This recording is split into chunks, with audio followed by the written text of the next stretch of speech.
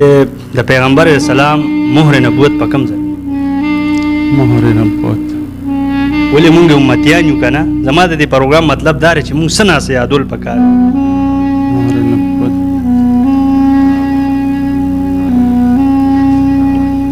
دا ختم نبوت د دې خو ورته اندازه شته که چې دا څه شی د ځنکدن چې پې کومه سخته ونه د هغه ته محسوس شوه نو هغه الله ته یا الله دا به زما په امتیانو هم دومره سخت دی الله ته عاجزانه درخواست وکړو چې دا ټوله سخته په ما که خو چې زما په امتیانو باندې دا ني دا نن زمونږ حال دی چې مونږ د پیغمبر سنت او د هغه چې کوم ژوند دی په هغې باندې مونږ نه ځو نو مونږ چې چته هم ځو نو مونږ به ناکامه یو دا ختم نبوت د دې خو ورته اندازه شته که چې دا څه شی دی بس زمونږ د نبی علیه السلام نه پس چې کوم دی نو په هغه باندې الله پاک د نبوت دروازه بنده کړې ده ماشاءالله هغې نه پس زمونږ دا یقین دی مونږ په نبی علیه السلام باندې ایمان راوړی دی او زمونږ دا یقین دی چې مونږ د دې نه پس به بل پیغمبر نه راځي بله خبره دا ده چې د پیغمبر اسلام مهر نبوت په کوم ځای؟ مهر نبوت ولې مونږ امتیان یو که نه؟ زما د دې پروګرام مطلب دا دی چې مونږ څه ناسه یادول پکار مهر نبوت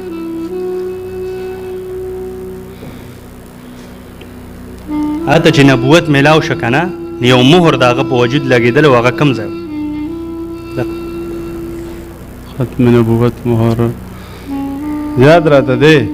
خو اوس مې په مازغو کې مازغوله راځي خو جبې له نه راځي جبې له نه راځي هسې دا مازغوله چې راځي نو کوم ځای سره سمې خوري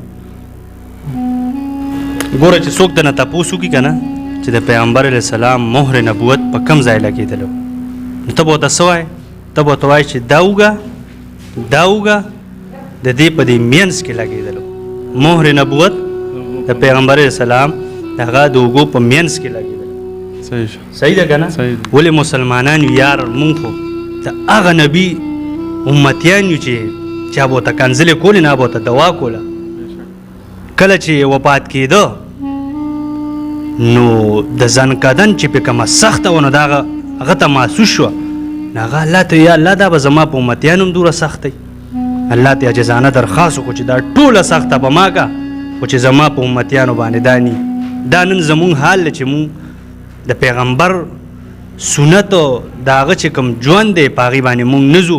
نو مونږ چې چته هم ځو نو مونږ به ناکامه یو څه میسج ورکول غواړې دا ټیم خواږه رونه پروګرام کوو بس زمونږ خو دغه میسج دی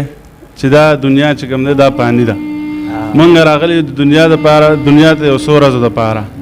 او مونږ له پکار دي چې خپل لمونځ او 10 15 وخته وکړو خپلو بچو باندې خپل کور والا باندې اورې او ښه د ښه کار خلکو ته دغه ورکړو چې ښه کارونه کوي او د بدو نه یې وساتو چې د بدو کارونه بل هم خپل هم نه کول او بل هم منې کول ځکه چې اول هر څه چې کوم دی نو خپل ځان کې دي زمونږ د جوماتونو ته اکثر سیروزې راشي تبلیغ والا راشي پابسي پیسې به هم خپلې لګولي ټایم به هم خپل ورکړی 100 کارونه به پرېښودي راغلي به جومات ته د الله په کور کې به چې کوم دی نو ورځې شپې تېروي او د دې د خاطره چې دا دین ما تا ته راورسي اعلان وکړي وروره 15 شپږ کسان خپل کسان ورته کښېني او موږ مسلمانان ټول ترې نه تښتو نو دا زده کړه به مونږ کوم ځای کوو بس دا خو د دې تبلیغیانو وروڼو محنت دی چې کوي په مونږ باندې دا مونږ که نن څه ناسه وو که نه قسم دی چې دا د دې عالمانو دا د دې تبلیغیانو محنت دی که دا دوه دې نه ختم شو دوی دا محنت پرېښودو د خلکو له زړه وټاکو بیا په کافر او په مونږ کې فرق نشته بالکل صحیح خبره ده ځکه چې که دا تبلیغي اوس زه نه ځم هسې روزې له خپل ځانې اوس ګوره داسې حساب دی په دې ملک کې یا په دې کلي کور کې هر څه داسې حساب ضروره چې به د ترکاڼ ځای به ترکاڼي اورې د لوار ځای به لواري د تبلیغي ځای به تبلیغي او د ملا ځای به ملای په دغې باندې چې کوم دی نو زندګي نه تېرېږي زندګي دا ده چې د ترکاڼ ځای هم سې روزه ولګوي تبلیغ له لړ شي الله د لارې نه خبر شي د لوار هغه هم لړ شي چې د هر یو هغه لړ شي یوازې دا تبلیغ او دا دغه د ملایانو پسې نه دي لیکل موږ به دې ته نه ګورو چې دا پلان کې تبلیغي دی دی عالم دی د بچی به عالم هم جوړېږي دی به تبلیغ هم کوي خو دین رسول بل مسلمان ته دا ستام حق ته پتا یو قسم له فرض دي په ما باندې په دې نورونو باندې نو ستا خبره 100% صحیح ده چې یو سړی دا نه وایي چې لیوار دی نه به لیوار جوړېږي الله رسول په لاره کې بوځو نو مونږ به کامیاب. نو دا 23 کاله چې تا کوم عبادت کړی دی کې چې مونږ دا 15 وخته مونځ کې دا فرض راجمه کو دینه سوره جوړیږي 30 کاله د عبادت کړی دی کنه یاره چې اوس داسې حساب خو مونږ چې ته نه دی کړی چې د 30 کالو حساب کوي دا خو ډېر زیات راځي خو زمونږ ذهن د ورځې حساب کوم لکه اوس نن ورځ کې 15 مونځه مونږ کوو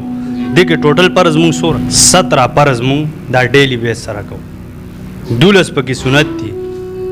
او 3 رکعاته پکې وتر دي ټوټل 32 رکعاتونه دي. صحیح ده جی.